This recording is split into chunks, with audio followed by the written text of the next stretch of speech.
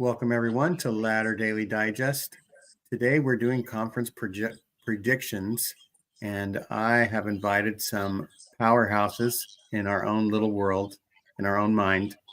And we have She Became Visible, Renee Steelman. And we have Megan Connor, Debbie Donovan, Brother Jones, Carrie Schertz, and we might have some other people come in as well here and there. And Gene Judson. And to make sure that we actually get one prediction right, I'm going to predict right now that more men will speak in conference than women. That way we have we're 100% so far. That is prolific. That is, and I've got a prediction that will absolutely match you with 100% accuracy. The women will not be given the priesthood this conference. I agree. I thought the girls would be at least allowed to pass the sacrament like a server. Nope. Too much threat against the boys. yeah. Dang. That would take. I thought at least the 12-year-olds would get a compass. So let's see. We'll have Renee go first with a prediction, and we'll sort of go around the horn and see what happens. I want to hear your joke. You said you had a good joke, Renee. Oh, you mean no? Gene had. You want me to tell my dad joke or? Well, yeah, that was about the best dad joke I've ever heard. This was a dad joke in honor of Carrie and his infamous dad jokes. I said, "How do you know if it's a dad joke?" Well, it should be apparent. There you go. It still makes me laugh. Yeah. My older brother is a professional comedian. He is not laughing. He is shaking. Oh, well, it's his bias. Just ignore him. He's a sibling. There you go. Okay, so my prediction, and I don't know how this is going to come off, but because President Oaks is actually running the show right now. We all know that. Russell is probably still batting balloons. He still thinks he's at his party. And Wendy's still holding his arm very affectionately. And I just have to inject here. If you go back and watch like the last 5 years of Wendy and Russell together, their body language is so telling. I wish there was a body language expert, but she is always like clinging on to him, and he's almost like, yeah. His body language is almost like, it's so fascinating. But anywho, so because Oaks is running the show right now, I am predicting that either he or all of his minions will somehow reiterate the policy that he just put out, that he just sent out to all the bishops and stake presidents about how they need to start conducting more disfellowships or excommunications. They need to start cracking the whip. So I don't know how they're going to verbalize it, but there's going to be this is going to be not quite the jolly, happy. There's going to be a little bit more. You people need to start following the rules, because if not, there's going to be consequences. And I'm to see how they're going to lovingly present that in a loving way. Holland will cry. Irene will cry. I love you. Please follow the rules. Please follow the rules. We love you so much. We hate to have to kill you like King George. I have to kill your family and your friends to show you of my love. That's what it'll be. It'll be one of those. Don't make me shed blood. That's too close to blood atonement. Please. Yeah, I think she's won like the bingo card there with all of those predictions. I know I've got that song in my head, and I'm not going to be able to get it out. I'm going to be singing "To Remind You of My Love." Do, do, do, do, do, do, do. Yeah. So there we go. Now you all have it. Okay, so let's go with Megan. Megan, do you have? Megan, bring us back to home. Well, I don't know where home is at this point. Is it nicer than the apocalypse, Mormon? I honestly don't know. I'm going to agree with Renee, because I really think that there's going to be a crackdown, and I think it's going to come from the place of, we don't want to excommunicate you, but we have to because we love you. I think there's going to be some kind of rhetoric like that. I think there's going to be that kind of crackdown on, like, if you're speaking out against the brethren, we're not going to have any activism against the church policies. We're not going to have any pushback against people who tell lies, even if they're people in positions of power. We're not going to offer apologies. So if you are going to push back against the official narrative, I'm sorry, we love you, but we're going to excommunicate you. It's a court of love. It's a membership withdrawal. It's not, we're not going to actually excommunicate you. We're just going to tell you you're not welcome.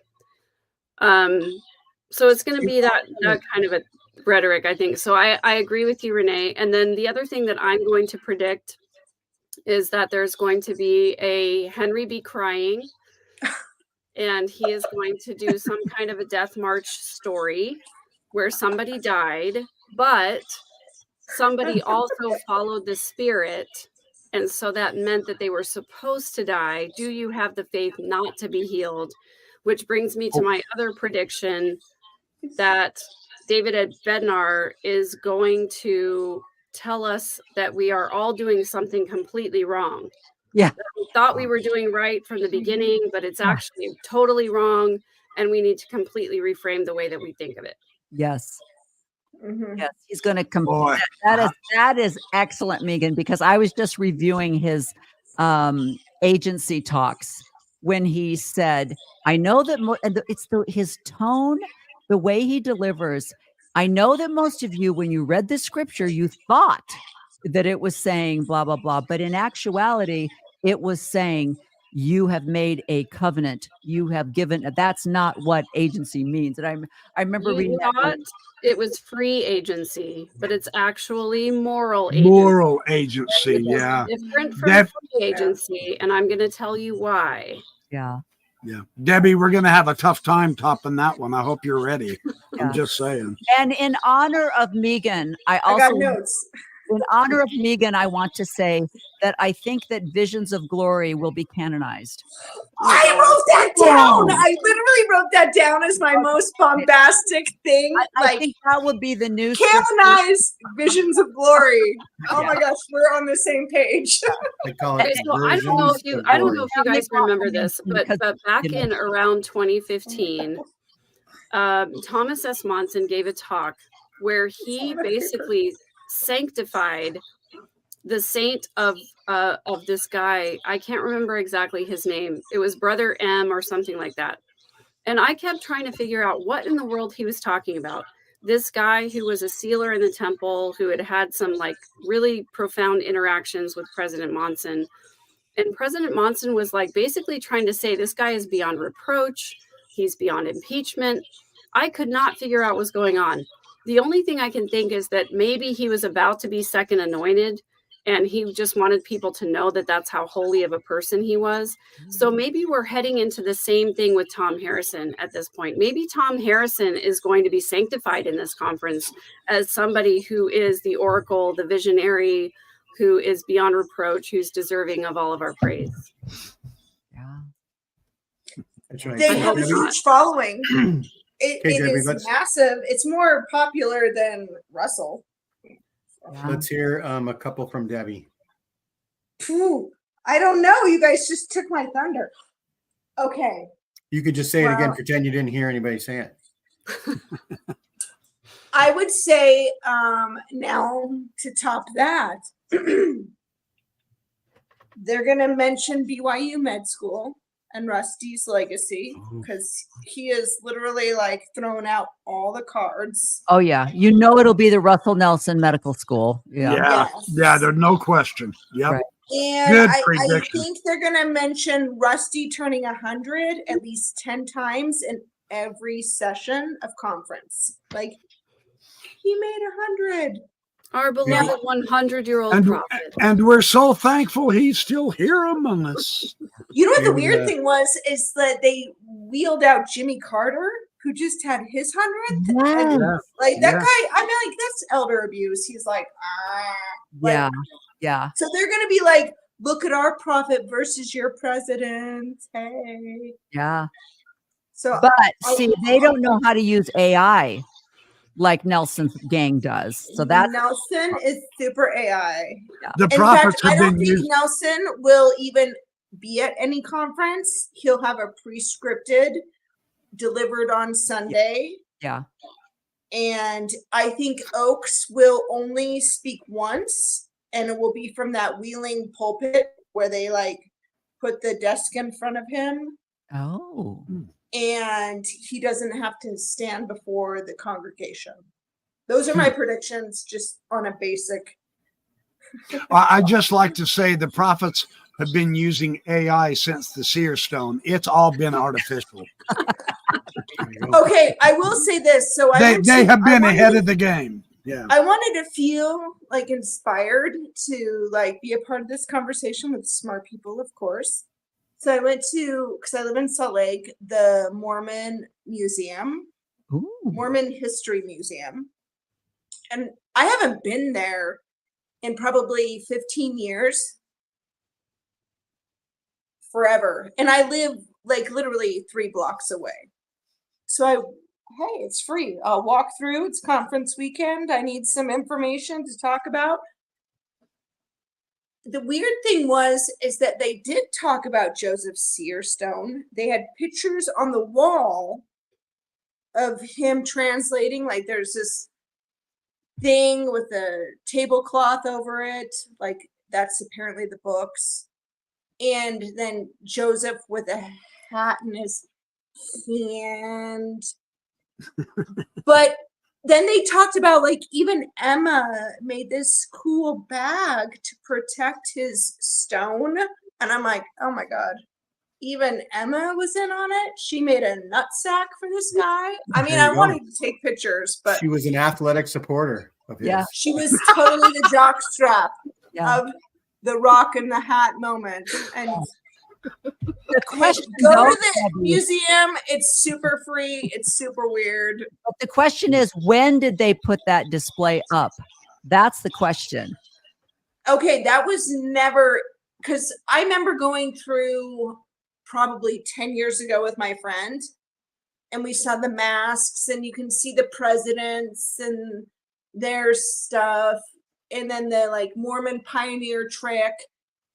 You know what you should see after the nutsack bag is the art museum. There was some weird art.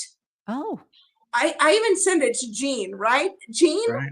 Yeah. Like Look cool. I only sent Jean like half the pictures I took, but some of that is like literally super creepy that I've seen in just like cool museums, not religious art. Huh. But also like there was one that was in total Arabic, and I was sending it to a friend who speaks Arabic. I'm like, what is this? What does this mean? I mean, there was it's free. You didn't see Nephi's painting of the tree of life in there, did you? No, but there was a lot of interpretations from other countries that came on board of the tree and that life, like from Nigeria, from like they had brought in other artists' interpretation of Mormonism and put it on That might be display. interesting. Yeah. Some of that's Which probably was new. from a competition that they've held over the years, and Or they from prior buy- exhibits. Like I would believe yeah. that for sure. yeah. as if But then- Mormonism came up with the tree of life, like it wasn't a Celtic symbol or a Grecian symbol or any of that, right? Yeah. Speaking of Grecian symbol, have a tree Michelle of from Greece. Wait, Yeah, wait, I was just waving at Michelle. She was saying hi. So that's hi, my Michelle. right So we there. have Bangkok, Thailand, and Greece Yeah. represented. So I took one for the team. I went to the museum. There you go. You are the woman, man. Okay. So who wants to go next?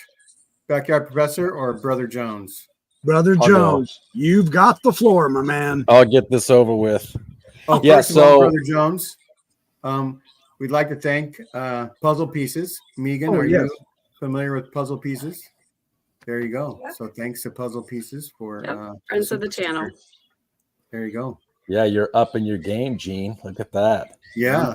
Yeah. Anytime Megan comes on and Renee or Debbie, I'm upping my game. When the backyard professor comes on, That's all right. Okay, go. So brother. my prediction might be more of an idea, but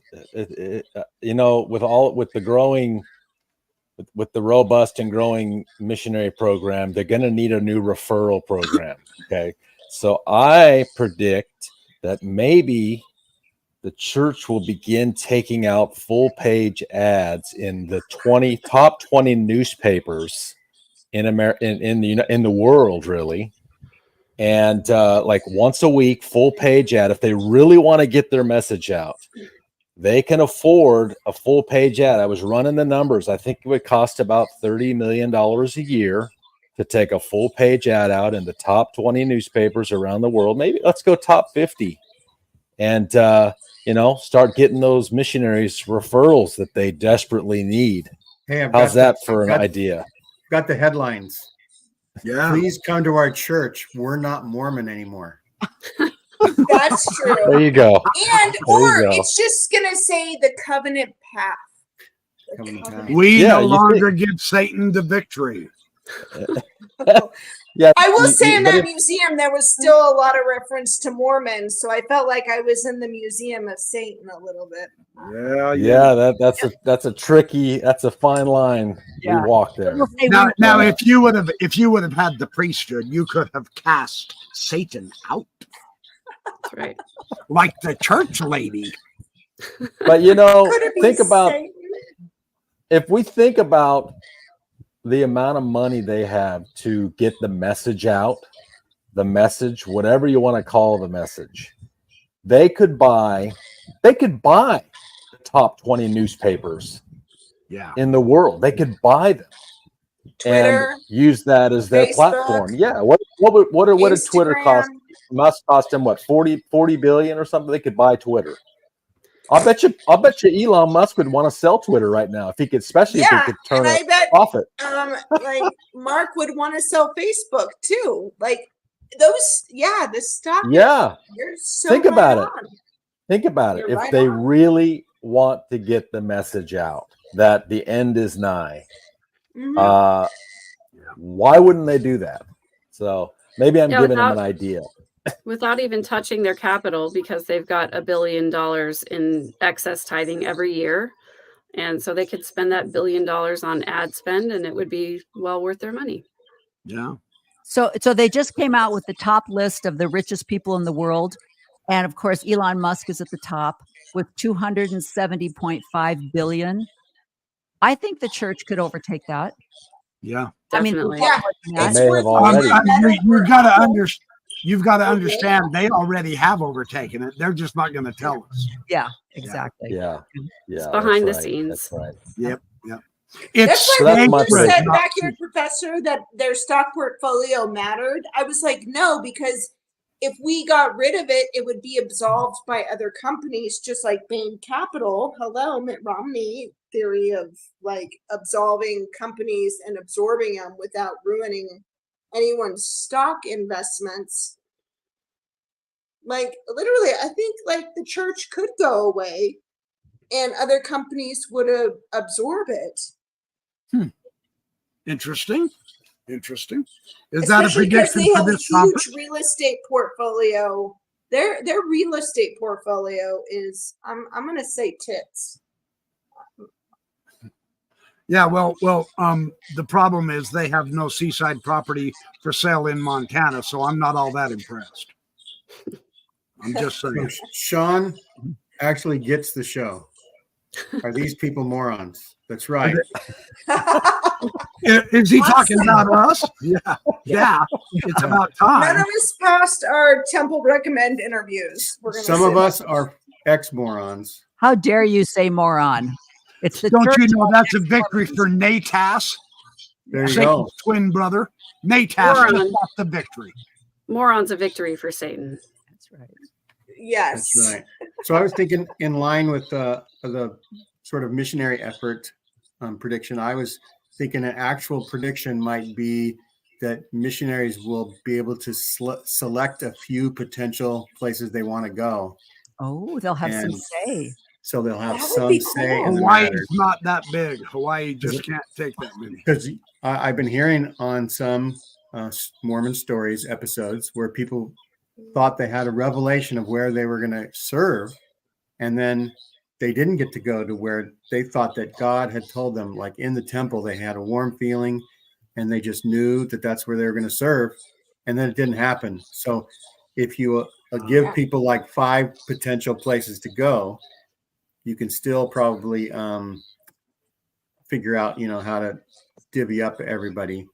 I like that one because other missions or any other humanitarian work that you want to participate in allows you to choose like where you want to go serve. Like I want to help feed children in Africa, or I want to go do this or this or this. Like any other religion or like even like nonprofit allows you to take your skills and then put them out there to serve. And I believe That's right. maybe they might. Sean wants us to realize that he wasn't calling us morons. He was wondering if we were Mormons. And so I still consider myself Mormon. He got it right the first time. Raise your hand if you still consider yourself Mormon in a way. Yeah. Only because every time I say something, I'll do a half hand. Or they or us, and Culturally, I still like green Jello with carrots. I'm still on the record, and my parents still are Mormon. Oh, right. But I'm also a Catholic on record, so I'm like a 2-part. Whoa, we're not worthy. You're in. You got it covered. I'm Buddhist. I've got Mormon. both bases. So Maven has a prediction. No more than 4 women will have speaking prayer roles. So she's going to limit it to 4. Yeah. Oh, yeah. We have the top last year. 3 speeches. I remember when I first heard somebody say, it's hard though to give a find women speech in church because it's like they don't allow people with brunettes. They don't allow brunettes to speak. Only blondes. If you've Dude, I'm noticed. gonna have to dye my hair. Yeah, and you have to have a journalist bob. Swings parted on the right over to the left-hand side. That is a rule, mandatory rule. Especially except for Sister crud. What's her name? She's the young women's. Anyway, she's got that weird haircut. I'm like, I don't know what's going on there, but yeah. And I need to get my baby speak down. And so there you go. We all love to serve and exalt everyone in the kingdom of God. How was that? Not bad. Julie Beck was pretty good about not doing that. I always liked her because of that. And of course, Sister Okasaki, she was. And I liked Sherry Dew for that reason too. Yeah, in the beginning, very concise. Yeah, those were the ones. Otherwise, that was the sandwich. So, there's been a lot of talk the past few years about changes to the word of wisdom. So maybe the half measure will be decaf is okay. Decaf. I was hoping that they are going to change like the temple like questions of worthiness, because now they need to get people into those buildings that they've built, and apparently they're empty. But I think they might go a little lax on that. And we talked about that. I want to bring them coffee. Every mom says, I need a cup of Joe. Yeah. Okay, who's going to vote for Kamala then? Yeah, that way. I thought that a couple years ago. I thought they would make a change and make it just alcohol and tobacco. They would cut out the tea and coffee part. If you want to see a deluge of a flood of people leaving, just make Diet Coke. We have now. There you go. Diet That's Coke. exactly right. Yeah, Diet Coke is now part of the word of wisdom. You cannot drink Diet Coke. You would see the floodgates open, and people would be like, "I'm out of here. Goodbye." Well, the weird Not part only was that, I had Mormons who I worked with, and they would be like drinking those 5-hour energy shots, like they were like a breakfast drink. Yeah. And I'm like, But you won't drink a cup of coffee? Like coffee is a little more nice to your body. Well, that's because they don't heat up those energy drinks. The word of wisdom is about hot drinks, Debbie. Gotta be There you hot. go. So Gotta be. iced coffee's cool. Yeah. Maybe that's why Temperature all matters. my Mormon friends still go to Starbucks. Yeah. Could be. Yeah. You know, if you really want people to leave, we can start enforcing that part of the word of wisdom that says fruits and vegetables only in their season. Yes. Eating And meat sparingly. Yes. Oh, I mean, I've never heard anybody go to the bishop and be, you know, in tears because they ate an entire steak one night. But if we started enforcing that, I think people would leave. I actually You know what, had girl? a you're bishop 100% right. not give a friend of mine, her daughter had an eating disorder, and she came home from her mission and needed to renew her temple recommend, and he would not renew her temple recommend because she had an eating disorder. No, That is power. That is a power trip. Bishop Roulette. that is heinous. Yeah. Yeah. Oh, Bishop Roulette, 100%. Yeah. Mhm. I'm going to go slap my bishop for that. Well, they did go above You his slap head. mine. They went to the stake president, and he did overrule the guy. But that's just the scary part. That's just the scary part. But That'd yeah, make you want to go to church, wouldn't it? Boy. yeah. I can't have now. See, when is the new garments? When is that coming out? Are those in the stores Oh. now? Oh, Are they gonna get tank we're not top supposed to talk garments? about it because we're not in the temple, so we can't talk Oh, about it. Okay. Just call it underwear. When Renee, you keep your covenants, damn it. Do you think they'll change something about when you can or cannot wear the garment? Or doubt do you think they'll change again the sleeve length and the leg length again? All I want to say is that my crazy cousin Lori called it back in 2004 when she said, all you need is a little bra and panty with the right markings, and that's it. You don't really have to do the whole thing. So Mormons done that will a be long time ago. tattooing the compass on their body and then navel and knee mark. and then Well, no I mean, need yeah. for the white stuff. That actually makes sense. Our Or temples, the our underwear. bodies are the temple after Exactly. Our bodies are the temple garment. The end. We're done. all. Our bodies are the temple. That's right. So Oh, yeah. But it'll be more So- like Keith. Yeah, Richards. but the problem Nemo is, the prophet. can they excommunicate you for the tattoos? Because they don't like Oh. tattoos. So keep your eyes on the job boards, Gene. Maybe they'll announce they need a tattoo artist. They're starting to hire tattoo artists and all the, So local I have temple 20-year-old temples. tattoos that should have gotten me X'd. I would love to see those tattoos become like my sacred symbols. Hello. I'd just love to see the tattoos. Oh, I got wings on my back. Oh, I nice. guarantee And a lizard on you, my ankle and a gecko on my ankle. I changed colors. if somebody went into their bishop and said that they had tattooed the markings onto their body, guarantee you the bishops would be like, well, let me see. I got to make sure. Oh, you Did got you the get compass. tattooed in You got the multiple compass on the wrong positions? side, you idiot. We got to excommunicate you. Did you self-tattoo? Yeah. Hi, Lila. Was it Hi, over the Lila. skin or under the skin? Well, getting back to the subject, we've gone so far up.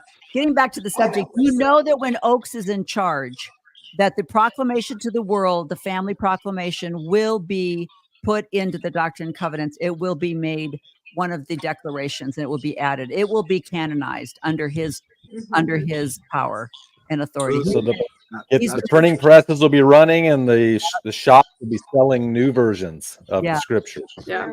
It's There you gonna go. And they'll make $1 trillion Good for business. Even frame Good it. for Yeah. business. Yeah. Yes, sir. Brother Jones has it. Yeah. Yeah. Anything good for business, they'll do. Yeah, because then it can be, it's scripture. So the marriage, then all of the roles that it declares in that proclamation will be scripture from God. It won't just be, a proclamation. It will be scripture. So that I know Oaks is going to do that. I feel strongly that Oaks is going to do that. Oaks is waiting to like floodgate. He's sad he's gotten so old. He didn't know Rusty was going to live so long. Well, they need an attorney at the helm anyway for all the lawsuits they're going to be dealing with. That's So, exactly right. Yeah. That they are like I dealing said, with we had already. we had a doctor for COVID. Now we need a lawyer for court. There you go. Oh, It's and been we need prophesied. we need a joke from the BYP. I feel one coming on. Hold on. Okay, let's go. Hold on. I can't find my hat in the dark. And hold on, I'll look in the garbage can. Okay, hold Let it. me It get my came to me. crystal ball out. Oh, yeah, there you go. Have you ever wondered how fast the speed of lightning would be if it didn't zigzag? Good reaction. All of us are like, what? Yeah. I see that Lila Tuller is here, and I just want to say hi to her because her Mormon story was transformational for me. So thank you, Lila. Yeah. Yes. for Yeah. sure. She's Absolutely. Amen. Amen. brother. her and I are sisters from a different mister. We think scarily alike in many things, in many areas. Yes. That's good. That can be We a good both thing. get a little grouchy sometimes, but I love it. I love having a grouchy sister. Oh, heck yeah. There's nothing better. Yeah. Okey pokey. I mean, I like feel that like one. Rusty really shot his wad on like Mormon He predictions. played with his little factory. Didn't Boyd tell him not to? That's what I happens know, when you but wake so, up at like- 3 a.m. with a revelation. But Boyd's a dead prophet, so he can't listen to Boyd. That's true. Oh, So, like, good point. what do you think is going to be the most? They gotta change something. I mean, that's always what every member who's a true believing member is waiting for. Like, what are they gonna give us? We need the meat. We need the. Well, yeah. What do you think What it's they gonna will be? do, my prediction is they are going to, if I'm starting to get into a very bad habit on YouTube where I'm actually watching the TBM Mormons and they're putting their testimonies out there and all. And there's some fun ones, there's some good ones, but holy out there Batman Murgatroyd, what they'll do at this conference is they will imply strongly that they are actually in touch with Jesus. I also, and here's where I become the oddball, and that's okay because I am the oddball in this group, but I'm going to really go oddball. I don't think they're going to focus on Oak's excommunication idea at all. I think they are going to worship Russell Nelson. Oh, It will all be about Russell Nelson because he's so old. They have to get their worship in because he's soon to go. yeah. I think this whole conference is going to be maybe even All a hail rehash Rusty. of Russell Nelson. All hail Rusty. They'll have All- stories about him, how wonderful of a prophet he's been, You're perhaps some probably faith right. promoting stories, etc. Because I mean, the man is getting old, and he's So So Yeah, that means they'll have to integrate his steeple doctrine into these talks. Then right? We're gonna have some steeple doctrine. Good one. There Yes. could be some steeple. Brother Jones is Steeple right. envy. This is probably going to be a very temple-centric conference because Yes. of the amount of temples that are being built. And there's going to, looking up. There's going to be a lot of looking up everything. You know, I love the one the other day that I heard where someone made the comment that the carpet was a reminder that we should look up, and we're like, the carpet is a reminder that we should look at. I'm But thinking, That sounds yeah, weird. it will be very temple centric. And I love, if any of you saw Benjamin Parks's article that was in the Salt Lake Tribune, and then he also made a TikTok about it where he talked about that, Russell will not live long enough to see the results of this build craze that he's on. But there will either be a lot of active people and it will be a success, or there will be backlash. and ivy and some kind of apocalyptic scene of temples all over the world that are just deserted. yeah, And I think it's going to be a headache for future prophets because they aren't going to be able to afford the upkeep. But I We also talked predict about more will be announced. Yeah. Yeah, so I have a couple things about this. Number one, it is absolutely in the best interest of everybody who is speaking at conference to canonize Rusty and to put him up on a pedestal and say what a great prophet he is, because it perpetuates the system. If you're going to want to continue to have prophets, then you need to talk about how great the current prophet is. You need to talk about how wonderful his revelations are, how wonderful his teachings are, because then that gives rise to the next generation of prophets, whether it's Dallin Oaks for the 6 months that he's going to survive, or whomever is going to come after that. You have to bow at the feet of the current prophet if you want the current system to remain in place. Yeah. And the other part of this is that Rusty's fanaticism about temple building is absolutely going to backfire on the church, because they don't have enough people to staff the temples that they currently have. They're going to spend millions and millions of dollars building these new temples, which don't have enough people to staff them. They're going to go empty. They're going to be open maybe 1 or 2 days a week. They're going to be seen by the general membership as wasting time and wasting money. There are going to be all of these little conversations about, oh, great, we got a temple in our neighborhood, but it's only open 1 day a week because we don't have enough people to staff it. Meanwhile, stake centers are closing, wards are being consolidated. The membership is not what they've reported to be. It's not 17 million. It's actually closer to 4. It's just going to end up backfiring. And they are going to spend their money because they have to, but they're not going to spend it on feeding the poor and needy. They're not going to spend it on humanitarian aid. They're going to spend it on building more multi-million-dollar temples that can't be staffed.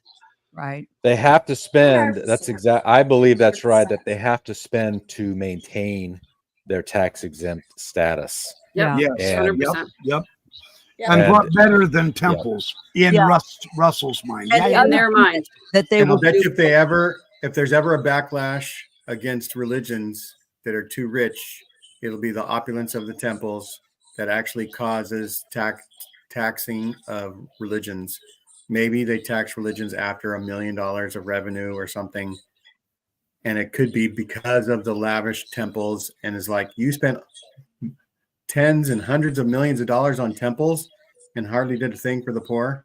And it might be a backlash. Well, and here's the other backdrop to this. The backside to this is, once it dawns on everyone, we've got like 3,000 temples. We're only using 25 of them. What happens to the church membership's testimonies when they begin to sell off those temples? What are you going to think about the work of the Lord when, well, we're kind of cash strapped? We've got to get rid of some of this real estate. It was one thing to sell the LDS hospitals, but to sell those LDS temples, or to let them run down, to give them over to another religion, etc., or a business or whatever, what would the people's testimonies, what would happen to them if they get to that kind of a point? Just Destroy the tabernacle. You're right. Yeah, the scary part is the rhetoric behind it, because when the SEC came out and identified, and there was the leak, in Ensign Peak, and they said, well, we just have a rainy day fund. We just need to have this money put aside in case, and everyone was like, in case of, and they've actually changed that now and said, we need this money because we are a temple building religion. And so they're actually changing the excuse for having $250 billion. Yeah, and I have a comment on the reason why that they changed the narrative from the rainy day fund, because the rainy day is now. Yeah. There is mass homelessness. There are people going hungry. Their own members are going hungry. in their own city. In their own city, in their own state, in their own country. We don't even have to go outside of the United States. But if we did, there would be far more members of the Mormon Church who are in peril, who are in food insecurity. And they had to move away from that model of saying, oh, it's for a rainy day, because the rainy day is happening right now. Your own people are starving. Your own people are homeless. And what are you doing to prevent it? Absolutely nothing. We're building more temples. Why?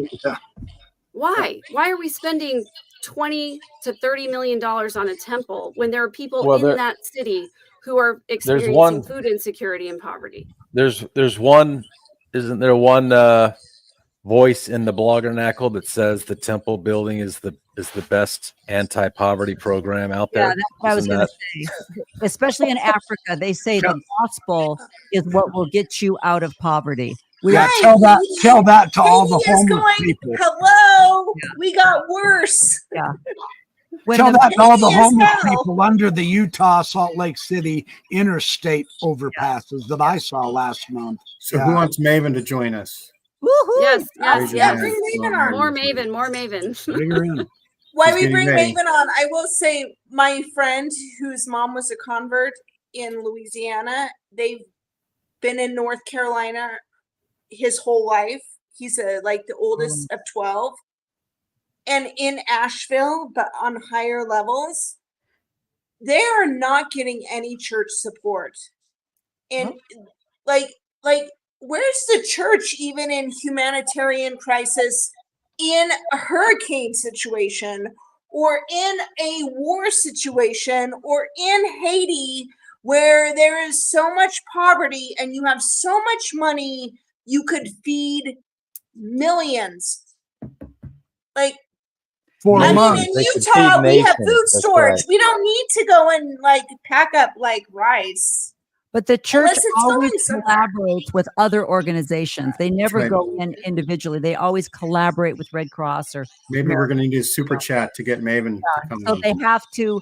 They're probably in the process of figuring out who they can collaborate with, so that they don't have to do the work. They just have to give them some money, and then they can say, "This is how much we gave to Red Cross." Well, apparently with FEMA, you have to be on an approved list to even contribute to like give aid. So like people who are just in a Christian community can't go So we in have a and just special guest donate coming. food. So maybe the church is in an approved list. I don't Yeah. know. Interesting I question. don't know. Satan is ready almost to come on, I think. I know. Bring him on. Who? So I actually have a kind of a sad story. Do I have to do it, Maven? If Or can you do it? Maven's coming, well, I happened to be on the island of Maui last week, and I don't know if you guys know, but a year ago the fires there were absolutely devastating, and I happened to be in the area where the most destruction had happened. There are 2,000 families who are homeless. 103 people lost their lives. And one of the buildings that I drove past every single day was the LDS chapel that's right there in Lahaina on Maui. The Miracle And Chapel. the LDS chapel itself sustained a huge amount of damage. And what is really, really sad to me is that every time I drove past that chapel, there were people on the roof working on the chapel. The windows were boarded up. There were a lot of people on the ground trying to repair the chapel. The church has enough money to completely rebuild that chapel, to completely rebuild every house of every member who is on that island. And it's a year later, and have they done it? No. Where the suffering is the greatest, they have not done it.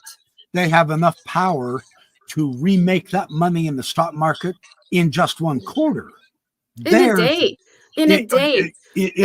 I'm trying to be charitable. Yeah. If they've got $250 billion under management, they're making hundreds of millions of dollars every month. They've got plenty of money that they could alleviate suffering. They could alleviate pain. They could rebuild homes. They could house the homeless. They could feed the hungry. And yet they're not doing it. In fact, they didn't add taking care of the poor and needy to their fourfold mission of the church until 2015. Why did it take them so freaking long to add that to perfecting the saints and redeeming the dead? I don't get it. Woohoo! Hi, Maven. Hello. Yeah. I mean, you've were been listening you done, to this. Megan? I want to piggyback on that. Were you finished talking about? Yeah, I was done. I'm done. Like, what else? What more can you say? That a church with so much wealth can't even repair its own chapel, can't even take care of its own members, can't even feed its own members. It's sickening to me. Yeah, I think that's par for the course. The church has been like that for a while. There's someone.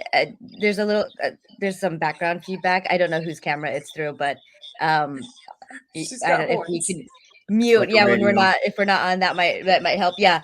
So I've got my devil horns. I came a little bit behind on everything, so I was trying to listen on double speed and try to catch up and see if there was anything that I that was already talked about. I do think with about the references to Oaks or Russell M. Nelson, I think I'm kind of going against what some of you guys are saying. I think that now is the time to start kissing Oaks's ass. And I think we're going to see that. I think there'll be, outwardly by name, some superficial references to Russell M. Nelson, but they're going to start, the real brown nosers are going to start quoting from Elder Oaks. They're going to start quoting, from the proclamation on the family, but also his past talks, that kind of brown nosing, I think, to start currying favor. That's what I think. I think the quotes and references to Nelson that we're used to are going to mainly switch in favor of Oaks. And to start the ramp up there. Did anyone talk about this, like the supporting of the building of temples? I think in a vague way that to us will be a dog whistle for the things that are happening with the, Arlupa court cases and whatnot. I think maybe with a persecution complex about it or something, but I think there'll be something there, but it'll be sufficiently vague that I think most members won't get or understand that it's a reference like to Fairview. I think someone talked about Bednar and how he always Bednar always explains how we got something totally wrong. I was thinking something along the lines of that, but I think more of in a way, kind of like a gaslighting way. And I don't know that it'll come from Bednar, but it could come from somebody else. Just about a policy or an idea or doctrine that was strict in the past, or either sexist or homophobic or something like that, that they're going to pretend was not like that. Does that make sense? Again, I don't have like a specific, if anything, actually, I probably would be about, I think, sexism and women. But that's what I think there'll be something that really glosses over how bad the church has been on a particular position in the past, and will pretend that, just like with racism, like the church pretends it's better than it's ever been. So those are my predictions, plus the one I put in the comments, that I think 4 women, no more, will have any kind of a role, whether speaking or prayer. And I think I thought I had another one. I guess I saw the post on Reddit about the tank top garment for men. Does anyone know if that was real, and if there's a female version? That's something I'm really curious about. I don't think that'll be brought up in conference at all, because I think these are the kind of changes that they do not want to bring attention to. But porn shoulders in the bedroom is not going to be allowed any more than porn shoulders in public. There, that makes sense, because it is Oaks that gave us that quote. So. Right, here we go. Debbie's shoulders much more tan. Yeah, but I do think, going back to what Megan was saying about just like the church's inability to care for things, I think we've been seeing this a lot. I mean, even just again, if to reference Exmo Reddit, people talking about just chapels that are in disarray. And there was wasn't there one where there was mold, and it was bad enough that they had to evacuate the building. And there were several people that had like long-term effects from being in and like breathing in these mold spores. And Exmo Lex, this was like over a year ago, and she's in Idaho, so she's also in the Mormon Quarter. I think Idaho. I might be wrong. She might have been in Utah. I can't remember. But her local chapel had a dead cat on the lawn forever, and it just like started to basically just disintegrate up until it was basically bones. And she finally like took care of it and bagged up the remains.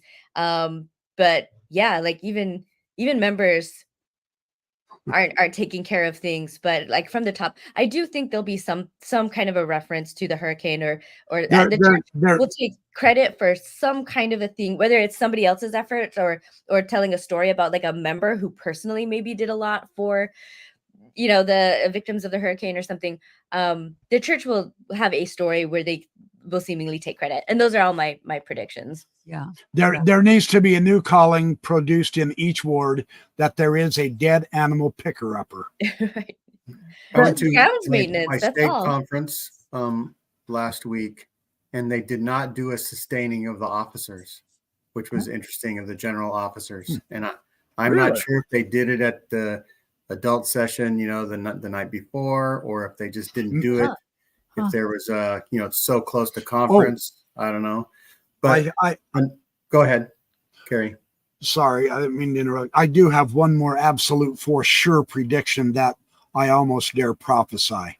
If we're alive, Nemo, the ex-Mormon, and the BYP will stand and oppose the supporting of the brethren in this conference. At home. Yeah. Yeah.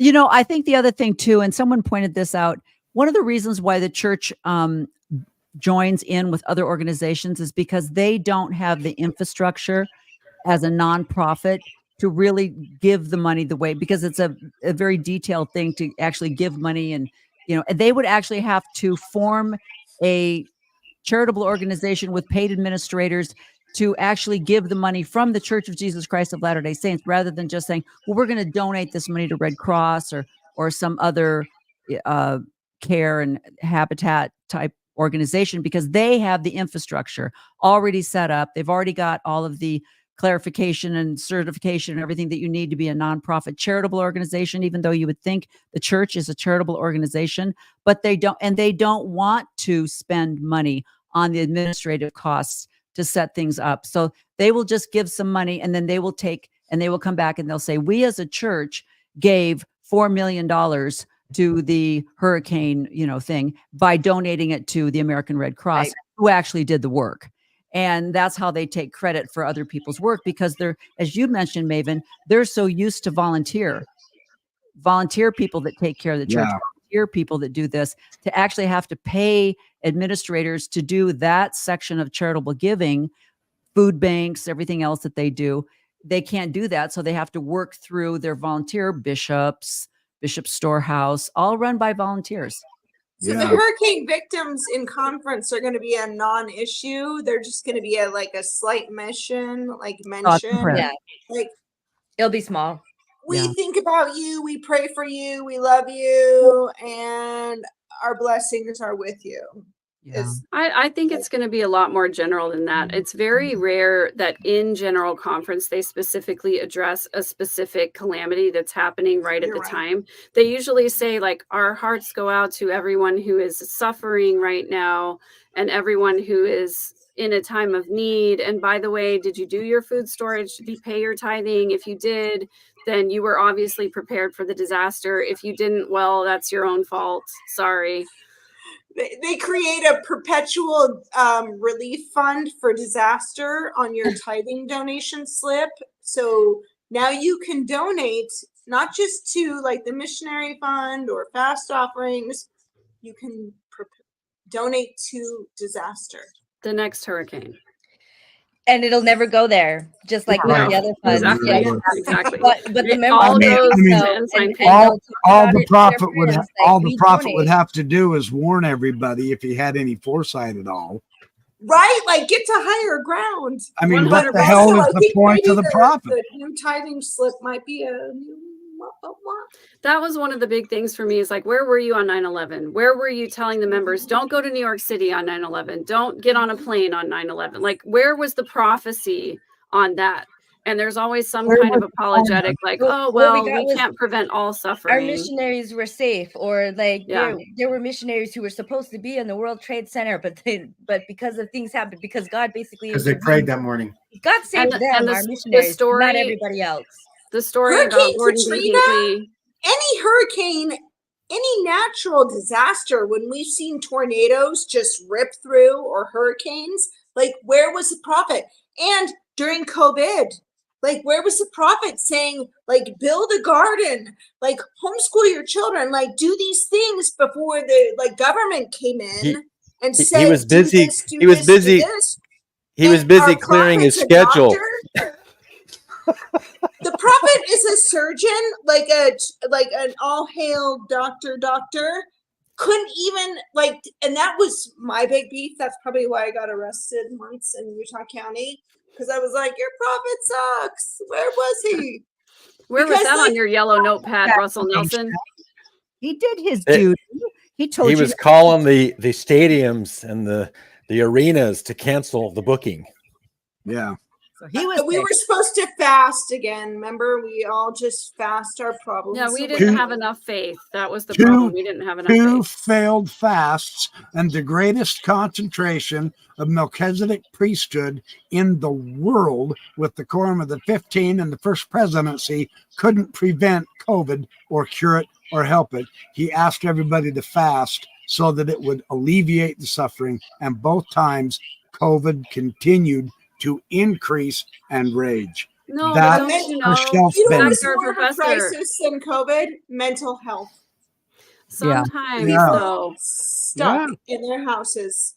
No community, no religion, no support, no family, not being able to like get married, not being able to go to their grandma's funeral, not being able to send their kids to school. Like, what was the biggest I heard crisis? a lot of relationships were tough, and it even became like more abusive or dangerous for some people, like being stuck with this person. But all the time. Domestic abuse went whoop, whoop, whoop. Backyard Professor, though, didn't you know that sometimes we have to suffer in order to get closer to Christ? That must have been the reason why God didn't take away the pandemic, is because some of us needed to suffer to get closer to God. There is always a beautiful loophole, and it wasn't until I quit being an apologist that I actually could not see that. But good point. Thank you, dear Megan. Actually, how do you know that it wasn't going to be so much worse? And actually, because of the fasting and the faith and the priesthood that's on the earth. Oh, the priesthood made it less worse. Only 10,000 died instead of 2 million. That's right. Oh, We could have. The could have been pandemic the could have end. wiped out the entire population of the world if not for that Melchizedek priesthood fast. So we should all be grateful. I stand corrected. I'm going to go to the conference this weekend after all. Yes. We should all be grateful. We will all fast and go to conference. And You were saying, Carrie, about how a lot of people are thinking that this is the, April, this is the, it didn't happen in April. Everyone thought the end of the world was coming in April. Well, that didn't happen. So this is the month. This is the month for the end. But it was funny because when I was researching general conferences, I discovered that conference, I think if I get my facts right now, it's only a couple days. I've already forgotten. But general conference was canceled twice. Once for the Spanish flu and once for the influenza, both of them in the early 20th century, 1920, something like that. So I thought, oh, okay. So how, where was the prophet, Megan, as you were saying, for the influenza, epidemic that went on in the mid 20th century, and then the Spanish flu, there was a bird flu. Maybe that was the one that was in the late 19th century where General Conference was canceled. And so you've got COVID. We've always had these things. We've always had national disasters, some kind of epidemic or something like that. But now for some reason, this is the end. These are the last one. And I'm sure the hurricane is just, cholera has killed more people than anything. A virus or a war. Yeah. Dirty water. Sorry. Dirty water. And God can't cure dirty water? Yeah. Hello. He can't even tell people ahead of time, just wash your hands. That's amazing. I know we had to teach people how to wash their hands after going I think David Bednar is the new Russell Nelson, and he is getting feistier and feistier because the old guys ahead of him are not dying. And he's getting more and more angry every conference because it's like, daggone it. This is Russell Nelson in 1990. We need to change the name of the church. Dang it, he's not dead yet.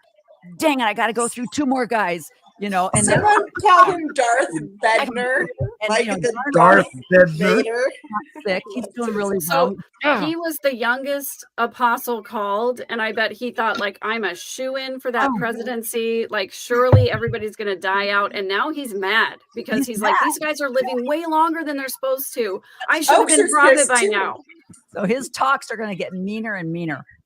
Well, don't forget that the singularity is near. Bednar could live to be 150. Oh, absolutely. Ooh.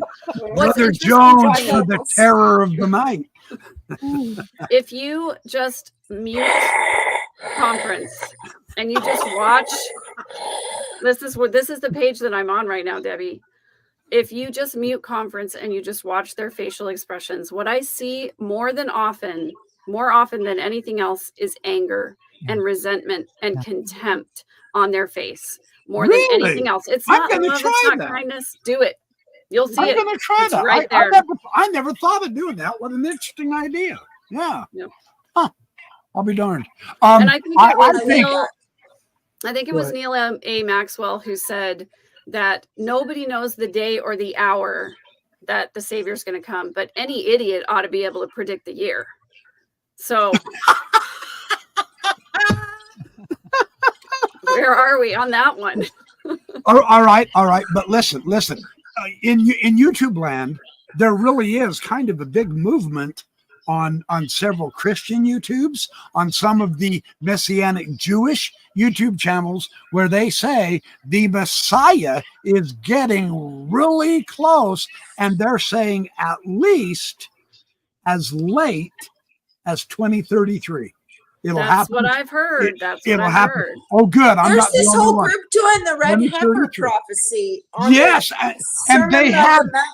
I'm like, nair. They claim the Jews now have 5 pure red heifers that they're raising for that. No joke. And there is a Rebuild the Temple Jewish group that have already made all of the clothing, the linens, the robes, the sashes, and all of that. They're getting ready to rebuild that temple. They're absolutely determined. First And of all, I They're love red lurking peppers. on the mount, like pretending to sacrifice. They're getting ready. Like they've got like backyard professors So, telling the truth. right around, Like, this right is around, definitely a thing they believe in. Like, right around it's- COVID time, there was a series, and I don't know if it was on Hulu or Netflix or something, and it was talking about the red heifer prophecy, and like some archaeologist was in Jerusalem. Does anybody know the name of that series? Because I wanted to watch it again, because with all this One for Israel. That's who I've been watching. The group is called One for Israel, and they've been talking about this red heifer business quite a bit, a little bit anyway. This was like I a watched this like drama Sunday series. Funday group that does conspiracy theories, and they were the ones who alerted me to the red heifer. I had no idea. I don't know. That's a big deal. Because they say once we can sacrifice the red heifer, I believe it's a prophecy in Zechariah, the Messiah comes. So Renee Michelle, to answer your question, she says, what's the church saying about the holy war in Israel? And I guarantee you they will not say anything about the holy war in Israel. They will not address anything specifically. They will only talk in general terms about the calamities of the world, wars and rumors of wars. These are all signs of the end times. You need to double down. You need to be more righteous. The Savior's coming any day. That's all they're going to say.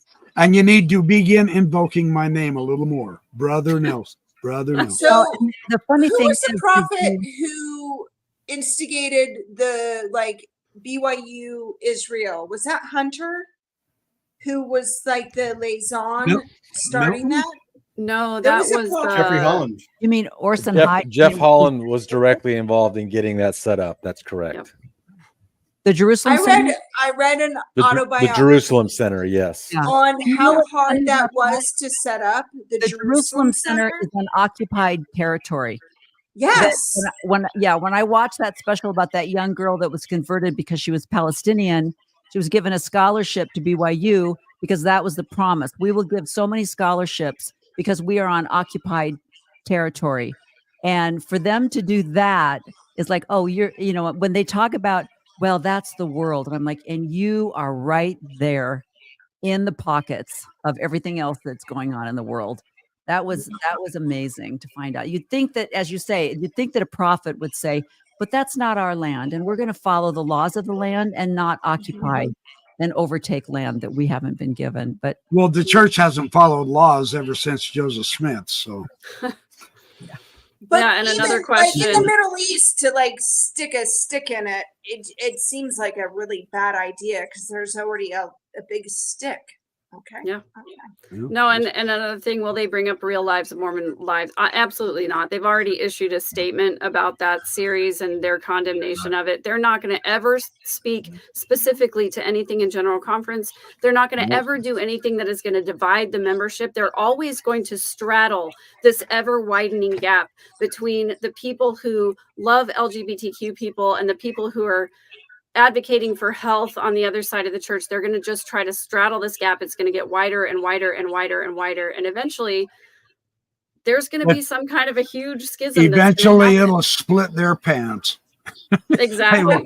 Always a message that goes out to the general world, and then the secret message that's told in the temple behind closed doors. Not only that, you know, you're right, Renee. There's like that secret message that goes out to the general leadership of the church that they tell behind closed doors in the temples. And then there's also Fair Mormon. There's also all of these websites, all of these influencers, all of these TikTokers that are supported by the church, that are promoted by the church, that put out the message that they want to be said, but they don't want to say it themselves because they don't want to create division. But they're doing it surreptitiously. Exactly. It's all general. Follow the covenant path. Get closer to the Savior. The time is getting very close, brethren. I can sense it. My spirit is sensitive. Jesus is needing us to be prepared. Jesus can't come without a righteous people. That's right. Get more righteous, be more holy. Don't do social media. Don't research. Don't go on the internet. Don't listen to Mormon Stories podcast. Don't listen to Latter Daily Digest. Just stay on the covenant path. That's right. Please just I want them to canonize the covenant path. That one I had on my how many times are they going to talk about the covenant path in conference? Like, I think we could play bingo or a drinking game. Anytime they say the covenant path, anyone? Let's do that. I'm for that. Take a shot of coffee, a shot of water, or a shot of water. If we go alcohol, I'll be wiped out shortly. I'm a lightweight. I know. I don't. At some point, the church is going to be renamed the Mormon Catholic Church, and so it'll be the convent. I'm a Mormon Catholic. You would be the prophet. You would be the first female prophet after Deborah from the Old Testament. They wouldn't allow it. They wouldn't allow it. There's a free space for Henry B. Iron crying during his talk. Oh my God. That's a for sure thing.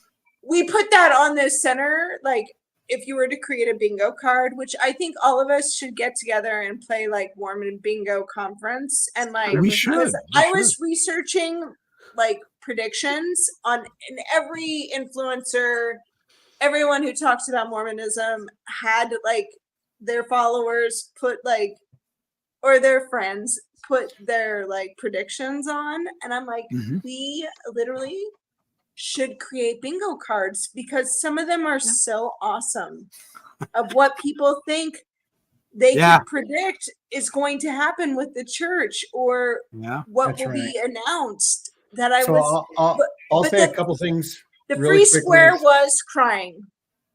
Is tomorrow night or afternoon, whatever, Nemo is going to do his conference prediction show, and he's going to try to be as accurate as possible, and we've just been having fun.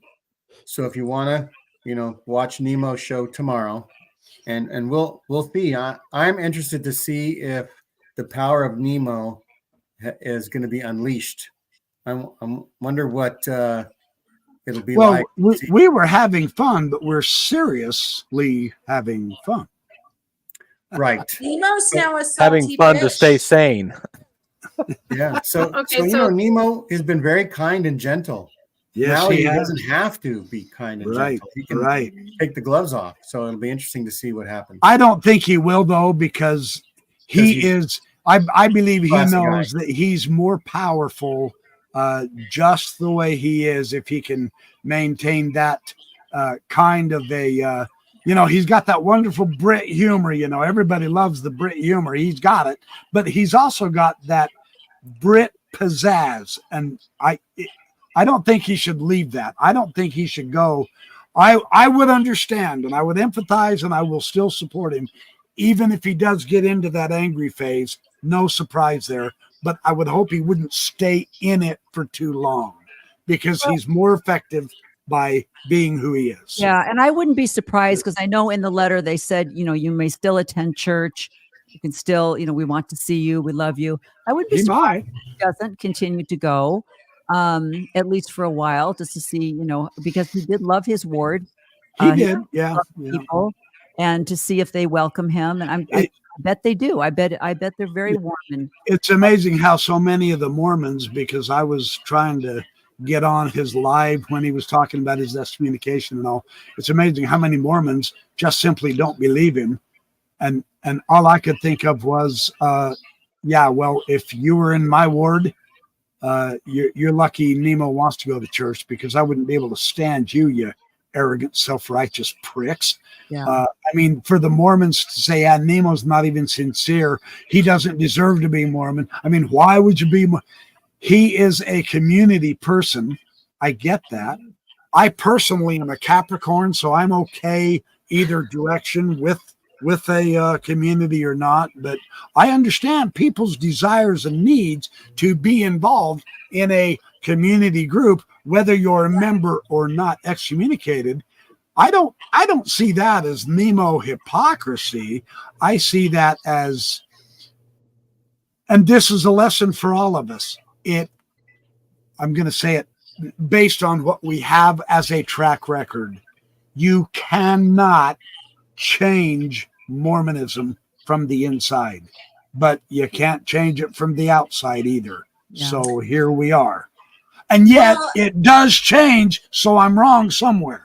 Only change. We have great members in the church who are just born into it. Like I was born into it. And you know what? I had a son who was not born into it. He's born Catholic, but he is like Nemo. He is like my peacemaker. He is my oldest son. He is the sweetest thing on the planet. He will keep everyone happy. So I don't think that has anything to do with religion. I think that has everything to do with personality or just where you are in life. But like Nemo, that isn't religion. Like, and for a religion then to turn on, if a religion turned on my son, who is so sweet and so kind and so loving and such a fighter, like of being nice, to like have a religion turn on Nemo, I would, as a mother, go AWOL on a religion. And I think a lot of it, and Nemo has even mentioned this a few times, because there's that stereotypical English contention averting personality trait. And I would say if that stereotype is truth, and they always say there's some truth to stereotypes. My stepfather was English. And in reverse, he joined the church, was baptized, gave up drinking, gave up smoking. He was actually in the stake presidency with Dallin Oaks when we lived in Naperville, Illinois. And he was a temple worker, very dedicated, and finally admitted just months before he died that he did not believe the church was true. But he did it for his family. And he did it because it was the right thing to do in his mind, because his wife wanted to join the church. So he joined the church with her. And so, so there is, I mean, Americans are, we've got that personality. And you can, if anybody has watched Nemo, you can see that this has been emotionally draining for him. And so I wouldn't be surprised to see if he doesn't continue to go and continue to be a part of the ward. I don't know. It'll be interesting to see how he's received. For sure. I bet he stays away for a little bit just to recoup. Yeah. Well, but also Nemo is very much like Emperor Palpatine, strike me down and I will become more powerful than I ever was before. I think the thing that hurt him the most was that even said in the letter, it wasn't so much that he had an issue with some of the apostles and things that they had said, because his stake president said, I know about that. We've talked about that. But there was something about that personal correspondence that the stake presidency used against him as you are going after members like one-on-one. There was something about that he will not divulge that I think just crushed him. And so Yeah. that's interesting and very sad. Well, if something like, and this is the difference between perhaps the classic Brit and the dingling American me, if something like that had been accused to me, I would have said, you're damn right I'm going for one-on-one. I'll go for 1 on 2, 3, 10, 200,000, or 80 billion. Yes. Yeah. Yeah.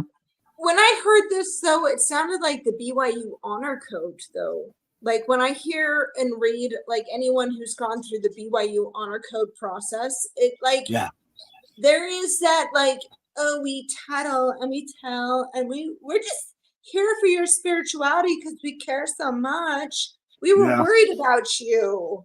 Like God told us to work out our differences to save your soul. And so I get a little bit of that like fundy Uber Mormon BYU kind of vibe off what happened to Nemo, even though he's not anywhere near the state of Utah. It's just it's really disappointing how the church really does advocate for members to inform on each other and to, you know, just it's like Nazi Germany all over again. Like if you see somebody doing something that you know is not in accordance with the teachings of the church, please report it. Please give receipts, please give evidence. And then we're going to use that evidence against somebody to excommunicate them without telling them what the evidence actually is. We're just going to call them in and say, hey, you're in trouble. And Actually, well, I'm turning all 5 of you people in. Yeah. Hey, I've already been turned in. I got the like mug shots to prove it. Too late. I resigned. I had a girlfriend whose neighbor called the bishop because there was a gentleman's car in her driveway, and she got called in on a court because they accused her of having an affair and whatnot because a neighbor called and was suspicious. So that's to your point, Megan. It's so true. Like my cousin, I remember going to BYU. She was married and tanning in her background when we were all fake tanning, of course, in the 90s. And so she was tanning in her background, in her backyard, in a bikini. And a neighbor saw her. And she got called into the bishop's office for wearing a bikini and then a tanning. Oh. In Provo, Utah. Now this is how deep it goes. Just bathing on the roof, basically. Right? I mean, like Bathsheba for sure. For sure. Horror. Bearing her testimony. Showing bearing something. Yeah. Well, I luckily just my have to cousin say, loved it and married her, and maybe he liked her in a bathing suit. So good for him. conference time, especially in the fall, is always really hard for me because my birthday is actually on Sunday. My birthday frequently falls on General Conference Sunday. And I always used to think, oh, it's so wonderful that I get to spend my birthday sitting at the feet of prophets and listening to the apostles speak. And now I just have to say kind of F you to that because that's not what I'll be doing on my birthday on Sunday. You know what? Where will you go, Megan? Oh, I am going to be off the boat. I'm going to be at a bar, probably getting a tattoo and snorting cocaine off of a hooker's what birthday is this? abs. What well, birthday is also, this? do you know what this weekend is? It's not just Mormon Holy Week. It's Rosh Hashanah. It's Rosh Yeah. Hashanah. Rosh Hashanah. Yeah, it's the new year. So go and throw your sins into the water. You know that bread. Melina appeared to Joseph Smith during Jewish holidays. That's the latest. Yes, That's exactly. So I Renee, have a visitation. to answer your question, Renee, I am turning 50 on Sunday. Stop it. I just turned 49 2 weeks ago. Nice. Amazing. Woohoo. I'm officially at midlife if we measure it by Rusty Nelson's metrics. There you Yeah. go. Oh, happy birthday. Happy Thank you. birthday. Happy birthday. Where are you going to be? Are you in Utah? No, I'm in Texas. I Okay, actually anyone had in Texas, go buy this girl a drink and like. Yeah, I mean, DM me for the address. I'm going to be having a backyard cookout. Just everybody come by, bring something. I'll grill it for you. We'll have some whiskey. It'll be great. I wish I was in Nice. Texas this weekend. Cool. Awesome. Well, that's a perfect way to end this conversation, unless anyone has anything. Oh, we have to sing. We have to sing "Happy Birthday" to her, though. Don't we? Okay, No, let's you're see. going to have Ready? to pay thousands in copyright. Don't do that. Oh no! But no, Let's do what it. was the Mormon? What's the Mormon one? Oh, the birthday song. You've had a Yeah, birthday, happy shout birthday. hooray. We want to sing to All the you primary leaders. today. There I've was never also heard one that. before older kids, like Yeah, I can't remember what it was. we're all 1 year too older old and to smarter remember. too. 1 Go, year older Megan. and wiser too. Happy birthday Biden. to you. So I loved that they were going to maybe canonize the Visions of Glory. Does anyone have anything else? I mean, maybe they bring polygamy back. I'm hoping. That's Well, my. for the Texans, are they going to call Ty Detmer to be a 70? Yes. Or has that already happened? Oh, I think it's going to happen. dude, Oh yeah, we could you might say. be right. You might be Let's right. do one quick thing. Who more than last time temples, and what does last time mean? This is April last time or last October last time? That they I predict. think there will be at least 8 predicted. 8 I new think we ones should go announced. around Okay, so- and each of us should say a number. How many Okay. temples are going to be predicted? Yeah, I'll So say that- 8. I'm gonna say 11. I'm going to say 7. I'm going So to that's say kinda 5. low. Ooh, Okay, really I'll low. say 6, so we got it all covered. We were. I'm gonna go. I'm Nice. gonna go. I'm gonna go. Price is Right and say $1. One temple. Yeah.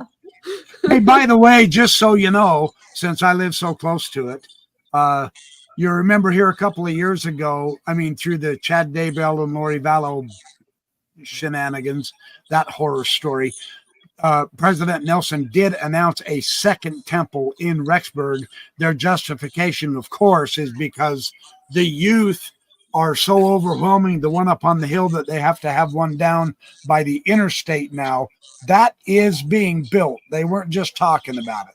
And the reason, of course, and I've heard this from people, is the Chad Daybell, Lori Vallow influence is still very much alive in Rexburg. They are the dominant spiritual force. And the church wants to flex its muscle and say, bullshit, we're the ones in charge of this town. This is our town, and we're going to build another temple to prove it. It's kind of a, we're tougher than you, but it's a major contest because, I mean, the weirdness going on So will just blow your mind. Backyard Professor, you and I should talk because I have done some deep dives on some of the people who are still following Chad and Lori. I've had people come out of the woodwork to come and talk to me about the experiences they've had in that area of the country. And it is seriously frightening. Like, no joking aside, every time I do an episode about some of these fringe groups, people in my comments say, be careful, be safe, hope you're okay. It seriously is scary. Yeah. But they really are building that. I see, we've heard criticisms. He's announced temples now for the last 10 years in his tenure as prophet, and he hasn't built over 75% of them. This second Rexburg temple, it's on the way up. It'll be done shortly. Why haven't they excommunicated any of those followers of the Visions of Glory group? I mean, So like, I can speak let's to that a just little talk. bit. If they're going to excommunicate and Oaks is going to go balls out to the walls out, like excommunicate people, I have a list. Like, There you go. you want to Megan knows. excommunicate people? Let's start Yeah. over here, not here. So yeah, I can speak a little bit to that. Obviously, Chad and Lori have been excommunicated at this point, although Chad was not excommunicated until the children were found on his property. So it was long after they knew that he was teaching apostate teachings, but it wasn't until he was really indicted legally that they excommunicated him. And a lot of the reason why they're not going after some of these leaders of the fringe groups, for example, Mike and Nancy James, the people who are heading up Preparing a People, Christopher Perrett, who's the head of Avow, is because there are so many followers of the LDS Church who subscribe to these teachings that if they start excommunicating these people who are prepping for the end times, they're going against their own doctrine. So they can't do it. So there's a lot of controversy about this where they're not going to excommunicate anybody who is still even just a little bit on the church's party line of these things. And I think it's really unfortunate because, yes, absolutely, she became visible, follow the money. They're going to lose tithing dollars from all of these people who are very faithful tithe-paying members who believe in the end times, who are prepping for the end times. They're not going to start excommunicating those people. The people they're excommunicating are people like Nemo who are speaking out against the church leaders telling lies. If you commit the unpardonable sin of calling out church leaders for doing something wrong, for stepping on the wrong side of history, or for lying, God forbid, then you're going to get excommunicated. But they're not going to excommunicate anybody that's bringing in a revenue stream for them. Yeah, exactly. How fascinating. It sounds like when they put out the manifesto against polygamy, were they actually going against polygamists? No, because those were their most loyal. Most of the 12, most of the 70, most of the highest up of the echelon were in polygamous relationships. So this absolutely is par for the course. What you're saying makes sense. Yeah, because that's a not very going to good cut off their observation. nose to spite their face because it's money. Yeah, Wilford would have told everybody, hey, we quit polygamy. Then he turned to the church and he said, hey, all you guys, head down to New Mexico and Mexico. Don't you dare quit. And keep Canada. going. Keep going. And Canada. And Canada. Yeah. In fact, there are still groups who have never stopped. Yep. Right. Including Dallin Oaks and Russell Nelson. They are polygamists. They've been married in the temple to 2 different women now. Yeah. Are they going to have to choose which one, or do they get them both? And when they die posthumously, how many women are going to want to be sealed? Do they still do that? Because remember how many people would seal themselves to dead prophets back in the day? Yeah, or how many prophets would seal themselves to young women on their birthdays? That was a thing that happened that too. one is questionable. Like what, 57? Happy birthday to you. Yeah. I personally think that Rusty's going to have one planet with Wendy and one planet with his first wife. That's how that's going to work. Yeah. So he'll have several universes. And that's going to be under the jurisdiction of Danzel. It's going to be like, I don't even want to be on the same planet as that. Danzel's going to burn her shit down if she sees Wendy. We all know that. Danzel's going to form a Death Star and put a ray right at Wendy's planet. It's going to be gone. You know, it's funny. You were talking about temple attendance. And when I worked in the Portland Temple, I lived in Vancouver, Washington. Over 80% of the workers that worked in the Portland Temple were from Vancouver or the Vancouver area. So now they're building a temple in Vancouver. And I said to my husband, who's going to work in the Portland Temple? And which, you know, you'd think with all the subdivisions that fed into that Portland area, that it would have just been, you know, filled with workers. But no, they were crossing the river, and traffic has gotten so crazy in the Portland area now that it was really a sacrifice for a lot of those people to get over to Portland to work in the temple. But that's where the workers came from. So it's going to be really interesting to see. But yeah, it's going to be, I hope I live long enough to watch the apocalypse. Yeah. The ivy growing over the boarded up windows. Gene, one of your commenters asked an interesting question. How much will our buddy JS be mentioned in conference? Oh, who's JF? Very rarely. Joseph Smith. Joseph Smith. JS. I predict that the Motabs will sing one verse of praise to the man as a prelude, and then we'll be done with it. Interesting. Yeah. It's all about Russell Nelson, the living prophet. That's right. So I want everybody's attention to the screen that says from Aaron, thanking Megan for doing all the collaborations you've been doing. And I'd like to thank Megan as well. I would too. It's fun. It's good. And yeah, I think that the rising tide for us little ships has to, we have to stay. Hey, who you calling the little shit? Yeah, Me. He's right. calling me a little ship. No, you guys are welcome on my channel anytime. Come and let's have a conversation. I love collaborating. So are Yeah, you so- guys. I'll look you up, Megan. That'd be We're fun. at 1.5 hours, and Oh, we are? most of my audience are probably asleep right now because they're Oh, wow. quite a few of them are retired. But anyhow, you know, I appreciate them because they go to sleep and it keeps on playing the video, and I get all the hours extra, right? You don't have to ask There people you how go. old they are. You just say, "What time is dinner?" I love it.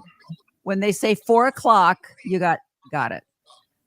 Everyone is also doing Mormon predictions right now. Yeah. Like Yeah, all my yeah. notifications have been blowing up. Like everyone's like getting on the gravy train. So Absolutely. They want to win the bingo, baby. that's right. Well, it's And been, I don't mean beach blanket bingo with Elvis either. That's right, sir. Gene, I love that you stuck Carrie and I over on the same side. I don't That's know, right. Brother Jones, I'll have to take your hat off. I don't know if you can. I'm not sure if that's the Silver telestial or the celestial Yeah. side. Terrestrial kingdom, baby, right here.